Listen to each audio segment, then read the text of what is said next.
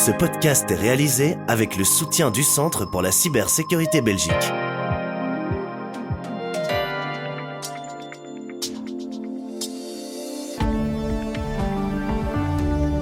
Voici Z sur 7, votre podcast quotidien. Nous sommes mercredi 9 octobre. Et votre podcast aujourd'hui est animé par Jean-Pascal Ledoux. Madame, monsieur, bonjour. Aujourd'hui dans votre podcast, on parle de chiffres. 8900 emplois, c'est le nombre d'emplois menacés par des licenciements collectifs en Belgique.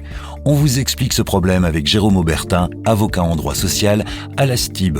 Les entreprises ont augmenté substantiellement leurs coûts. En parallèle, n'ont pas toujours pu répercuter ça au niveau de leur prix de vente. Donc, elles ont un petit peu souffert à ce niveau-là. Dans un cadre similaire, comment faire pour garder ses talents dans son équipe ? Le contexte économique met les budgets sous pression et rend difficile une augmentation salariale pour retenir les talents. Joël Poilvache, Regional Managing Director de Robert Half, nous en parlera. Plus de 50% des employés nous disent qu'ils sont satisfaits de leur niveau de salaire. Et pour conclure, on retrouve notre rubrique « Les dessous du pouvoir » avec Peter de Keyser qui nous parlera des enjeux de l'énergie nucléaire. Restez à l'écoute. Z sur 7 à la une. En Belgique, 8900 emplois sont actuellement menacés par des licenciements collectifs. Un chiffre plus vu depuis 10 ans et qui illustre parfaitement le mal-être de l'industrie en Belgique.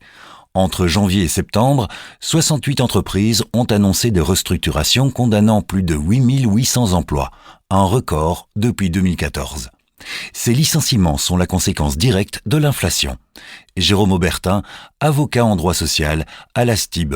Les entreprises ont augmenté substantiellement leurs coûts. En parallèle, n'ont pas toujours pu répercuter ça au niveau de leur prix de vente. Donc, elles ont un petit peu souffert à ce niveau-là. Et on sent quand même aussi que l'économie est en ralentissement. Il y a moins de consommation maintenant. Et donc, les entreprises confrontées à des coûts plus élevés. Audi Brussels illustre bien le propos. Le secteur automobile est en difficulté en ce moment. Donc, chez Audi, il faut ralentir la production et réduire rapidement les effectifs. L'entreprise n'a pas d'autre choix que de lancer la procédure Renault. Peter Timmermans, directeur général à la FEB. C'est simplement une question de règles. On peut faire des licenciements un par un, mais ça durera énormément, ça prendra énormément de temps. Et souvent, les entreprises n'ont pas le temps d'attendre ça. Donc, alors, une fois qu'on a l'intention de licencier plus que X% de son personnel, on est obligé de déclencher une procédure officielle. Et ce, malgré les inconvénients que ça comporte. Jérôme Aubertin, avocat, encore une fois. D'abord parce qu'une loi Renault, c'est très stigmatisant. Je crois que toutes les entreprises qui font une loi Renault, elles ont leur nom qui apparaît dans la presse. Donc déjà, c'est une mauvaise publicité. Donc, s'il y a moyen de l'éviter, les employeurs l'évitent. Et honnêtement, c'est pas un désavantage pour les salariés. Ils obtiennent en général des bonnes conditions de départ aussi, même quand on n'est pas dans une loi Renault. Du côté de la FEB, ces restructurations à répétition prouvent qu'il y a un problème de fond dans l'industrie. La fédération appelle le futur gouvernement à trouver des solutions. Peter Timmermans de la FEB. Clairement, la compétitivité au niveau salarial. Nous devons éviter de déraper au niveau des coûts salariaux parce qu'on sait, si on dérape là, quelques mois, quelques années plus tard, on a des problèmes. Il faut également trouver une solution pour les prix de l'énergie. Ils sont trop élevés. Et troisièmement, le marché du travail est très rigide. Donc, ça veut dire qu'une réforme du marché du travail est absolument nécessaire. Z sur 7 à la une. Conserver les talents qui composent leurs équipes est une autre difficulté pour les entreprises. Le contexte économique met les budgets sous pression et rend difficile une augmentation salariale pour retenir ces talents. C'est ce qui ressort du dernier guide des salaires du bureau Robert Half qui entrevoit une période plus faste dès l'année prochaine. Cette année, les budgets sont encore sous pression. Les employeurs peinent à augmenter les rémunérations pour attirer ou pour retenir le personnel. Vous entendrez à travers cette rubrique Joël Poilvache, Regional Managing Director de Robert Half. Effectivement, les rémunérations en 2024 sont restées assez stables suite à la grosse inflation qu'on a connue aussi en 2023 et puis les coûts des employeurs qui ont augmenté en conséquence. Et puis une économie qui était en légère croissance mais pas énorme. on voit plus de dynamisme arriver en 2025 et donc un rééquilibrage entre les attentes des employés en termes de rémunération et puis les possibilités que les employeurs auront de satisfaire ces attentes. La présence physique au bureau augmente de façon significative les chances d'obtenir une promotion. C'est l'avis de 70% des employeurs interrogés, mais beaucoup d'employés ne sont pas disposés à lâcher le télétravail pour de l'argent. C'est vrai que 40% des employés sont prêts effectivement à revenir plus souvent au bureau pour bénéficier peut-être d'une augmentation plus rapide, être plus visible, mais environ 40% ne sont pas complètement convaincus. 22% nous disent « je préfère continuer à travailler de manière hybride de chez moi, même si je ne bénéficie pas d'une augmentation plus rapide ». Et 15% nous disent que c'est une raison pour eux de changer d'employeur si on les force à revenir au bureau. La stabilité d'emploi est plus importante que le salaire, répondent la moitié des employés sondés. À peine 20% privilégient leur rémunération. Un faible pourcentage par rapport à d'autres pays européens. Plus de 50% des employés nous disent qu'ils sont satisfaits de leur niveau de salaire. Et effectivement, on a aussi une majorité qui privilégie la sécurité de l'emploi par rapport à une augmentation salariale qu'ils iraient peut-être chercher ailleurs. Malgré tout, on constate des différences générationnelles et les jeunes seront plus enclins à demander plus vite des augmentations salariales. C'était Joël Poilvache, Regional Managing Director de Robert Half. L'entreprise s'est aussi penchée sur les avantages extra-légaux. La voiture de société et la carte essence restent des éléments de rémunération très convoités par les employés, mais d'autres tendances semblent se confirmer, telles les plans cafétéria et d'autres méthodes de personnalisation de la rémunération. Z sur 7 à la une.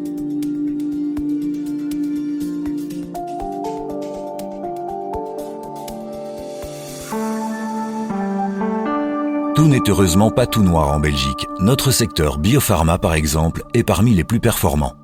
La Belgique est d'ailleurs le premier exportateur de vaccins au monde, devant des géants comme les États-Unis. Cela représente 22 milliards d'euros en 2023. Le secteur espère que le nouveau gouvernement fédéral soutiendra davantage cette position de leader mondial. La Belgique dispose d'un écosystème vaccinal complet, de grands industriels comme GSK, des centres de recherche et des biotech toujours plus nombreux. Vous entendrez Frédéric Druck, directeur d'Essentia Wallonie et Bruxelles. La Belgique a la chance de disposer des acteurs de l'ensemble de la chaîne de valeur, c'est-à-dire qu'elle a les acteurs qui font de la recherche, côté scientifique mais également industriel, et ensuite vous avez tout le développement, c'est-à-dire la production jusqu'à l'échelle commerciale et également les acteurs de distribution de ces produits très spécialisés. Donc nous avons là l'ensemble des moyens pour pouvoir couvrir la planète. Avec 22 milliards d'euros générés l'année dernière, la Belgique se place à nouveau en tête du classement mondial des exportateurs de vaccins. Des exportations qui dépassent celles des États-Unis, de l'Irlande, de l'Espagne et de l'Italie grâce à une logistique de pointe. Nous avons cette logistique très spécialisée du transport du vaccin qui peut être transporté à température ambiante mais également à des températures très froides, -4 jusqu'à -80, on l'a connu pour l'ARN messager. Eh bien cette expertise-là, elle est reconnue et nous avons des plateformes avec des labels comme Brussels Airport par exemple. Nous avons également des transporteurs qui ont des labels pour accompagner ces vaccins, transporter ces vaccins très spécialisés. Ça c'est reconnu et donc la Belgique est utilisée comme plateforme de distribution logistique dans le monde entier d'un ensemble de vaccins. Pour conserver cette position de leader mondial, la fédération plaide notamment pour un maintien des vols de nuit.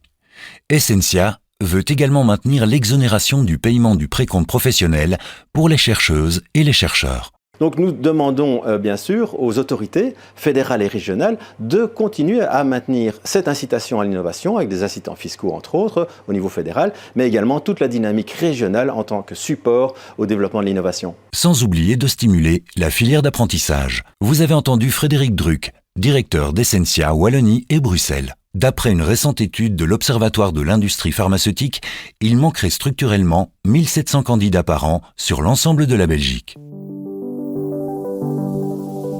Z sur 7, le podcast quotidien de Trends Canal Z. Comme dans chaque podcast, on se retrouve pour une rubrique d'analyse des marchés financiers avec un expert. Aujourd'hui, nous allons parler du conflit au Moyen-Orient. On en parlait il y a quelques jours et pour les marchés boursiers, Le premier risque, c'est le pétrole. Olivier Colsoul, stratégiste chez AG Insurance. Oui, voilà, donc moi je dirais par rapport à la séquence que vous avez évoquée hier, je rajouterai en tout cas quelques points supplémentaires d'atténuation. Mais le premier, c'est que le poids du pétrole dans la création de richesse, donc c'est-à-dire dans la création du PIB, a fortement diminué au fil des ans dans les pays développés. Ça veut dire qu'ils sont nettement moins vulnérables, par exemple, qu'il y a 50 ans. Ensuite, on a des pays hors OPEP ou OPEP+, qui produisent de plus en plus, États-Unis en tête, puisque c'est le premier producteur mondial, et qui force aussi un petit peu l'OPEP+, le cartel, à assouplir ses quotas de production, puisqu'il perd des parts de marché. L'OPEP+, aussi a une réserve, je dirais, de production assez conséquente, qui pourrait être mise à profit si, par exemple, l'offre iranienne devait être réduite. Et enfin, je dirais que si on regarde l'évolution du prix du pétrole depuis le début du conflit, donc depuis un an, eh bien, on peut dire qu'il est globalement sous contrôle. Bon, bien sûr, il y a des fluctuations. On a eu la remontée du cours ici dernièrement, mais à partir d'un niveau bas. Et ça veut dire que le marché juge, en tout cas à l'état actuel, que les risques sont maîtrisés. Comme mentionné, le pétrole est un risque, mais le gaz potentiellement aussi. La situation est quand même un petit peu différente, parce que on avait connu la crise énergétique en 2022. Maintenant, je dirais la dépendance européenne vis-à-vis du gaz russe est passée de 45% à 18% en juin 2024, et l'objectif c'est d'aller vers 0% en 2027.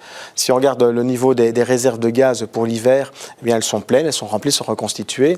Alors certes, le prix du gaz a eu tendance à monter ces dernières semaines.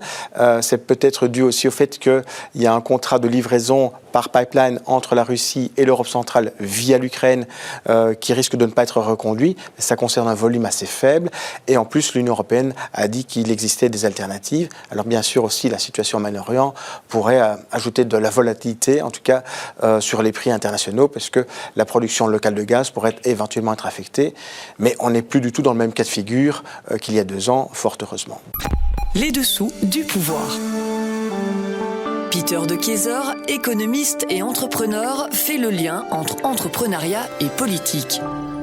Nous arrivons déjà à la dernière partie de ce podcast avec les dessous du pouvoir présentés par Peter de Keyser. Aujourd'hui, nous allons parler de l'énergie nucléaire, une technologie qui a été critiquée pendant des années, mais dont le retour semble aujourd'hui inéluctable. Tout d'abord, pourquoi l'énergie nucléaire est-elle à nouveau d'actualité ? On voit très clairement qu'il y a des banques, il y a des sociétés de technologie, il y a des pays qui préconisent de plus en plus l'énergie nucléaire. Alors d'abord, il y a quelques semaines, il y a eu 14 grandes institutions financières, dont JP Morgan et BNP Paribas, qui ont annoncé qu'elles allaient soutenir financièrement l'énergie nucléaire. Deuxièmement, le géant de la technologie Microsoft souhaite redémarrer une centrale nucléaire américaine, 3 Mile Island, à savoir la centrale qui a été fermée il y a quelques années. Microsoft a besoin de la capacité de production de cette centrale pour ses centres de données qui sont énergivores et aussi ses opérations d'intelligence artificielle. Il faut aussi dire que c'est l'ancien PDG de Microsoft, et aussi le fondateur naturellement, Bill Gates, qui est depuis longtemps un défenseur de l'énergie nucléaire qu'il considère comme un élément essentiel de la transition énergétique. Et dernièrement, il y a aussi des pays qui choisissent de plus en plus l'énergie nucléaire. Il y a les Pays-Bas qui ont annoncé lors du nouveau gouvernement des projets de construction de nouvelles centrales nucléaires. Il y a la Suède qui va commencer la construction d'un nouveau réacteur en 2026. Il y a la Finlande qui a mis en service un nouveau réacteur l'année dernière. Ensuite, qu'est-ce qui se cache derrière ce retour ? Il y a l'Allemagne et la Belgique. Alors d'abord l'Allemagne, après le désastre nucléaire à Fukushima, l'Allemagne a décidé de fermer toutes ses centrales nucléaires. Elle partait du principe que le gaz russe, qui donnait aussi de l'énergie à l'économie allemande, était beaucoup plus fiable que le nucléaire. En réalité, ce n'était pas le cas. Il n'y a plus de gaz russe en Allemagne. Le gaz qui est encore là est beaucoup plus cher. L'énergie est beaucoup plus chère. Et l'industrie allemande, maintenant, est confrontée à des prix d'énergie beaucoup plus élevés que dans d'autres régions. Et les émissions de CO2 sont plus élevées que dans d'autres pays qui utilisent encore le nucléaire. La Belgique, deuxième exemple, comme l'Allemagne, a fermé un certain nombre de centrales nucléaires qui étaient parfaitement sûres. C'est une décision qui était motivée par un agenda politique vert, mais qui crée maintenant une incertitude quant au futur énergétique. La Belgique risque par conséquent d'avoir des coûts énergétiques beaucoup plus élevés que dans d'autres pays et une compétitivité réduite par rapport à d'autres pays comme les Pays-Bas, la Finlande, la Suède et en particulier les États-Unis. Et pour finir, qu'est-ce que cela signifie pour l'avenir de pays comme la Belgique et l'Allemagne ? Pour la Belgique, il est clair, et pour l'Allemagne, la même chose, que la sortie du nucléaire a été une erreur. En particulier avec le gaz russe qui n'est plus disponible, avec les prix énergétiques qui sont beaucoup plus élevés en Europe vis-à-vis d'autres régions, ça donne un problème de compétitivité considérable à l'Europe. Alors que doit faire la Belgique ? Il faut supprimer la loi sur la sortie du nucléaire et la remplacer par une rentrée dans le nucléaire. De cette façon-ci, la Belgique allait rejoindre les pays progressistes d'Europe qui considèrent l'énergie nucléaire comme une source essentielle d'énergie, une source qui est stable, une source qui respecte le climat. Merci d'avoir suivi ce podcast. Rendez-vous demain pour un nouvel épisode avec notamment notre rubrique à la une de Trends Tendance. Un journaliste de Trends Tendance mène l'enquête et dévoile les coulisses. En attendant, restez à l'écoute pour une rubrique préventive en matière de cybersécurité avec le Centre pour la cybersécurité belge. Z sur 7, le podcast quotidien de Trends Canal Z.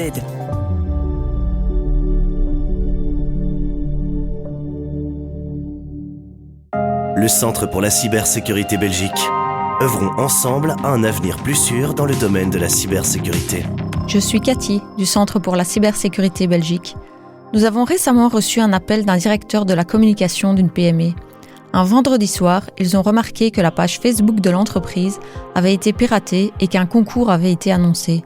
Tous les followers et contacts ont reçu un message personnel avec un lien suspect destiné à obtenir des informations personnelles. Les réactions négatives sur les médias sociaux ne se sont pas fait attendre. Ils ont reçu des messages de colère de clients qui étaient tombés dans le piège. Le préjudice d'image a été considérable. Et ce n'est pas tout. Les clients ont remis en question les mesures de sécurité, ce qui a entraîné une baisse des ventes. Certains clients ne sont jamais revenus. Bien que l'entreprise ait repris le contrôle de la page Facebook assez rapidement, cette affaire lui a ouvert les yeux. Elle a réalisé à quel point elle était vulnérable et ce qu'une simple attaque sur une page Facebook peut déclencher. Empêcher les cybercriminels d'entrer, utilisez l'authentification à 2 facteurs sur tous vos médias sociaux. Plus d'informations sur atwork.cephoneweb.be. Le Centre pour la cybersécurité Belgique.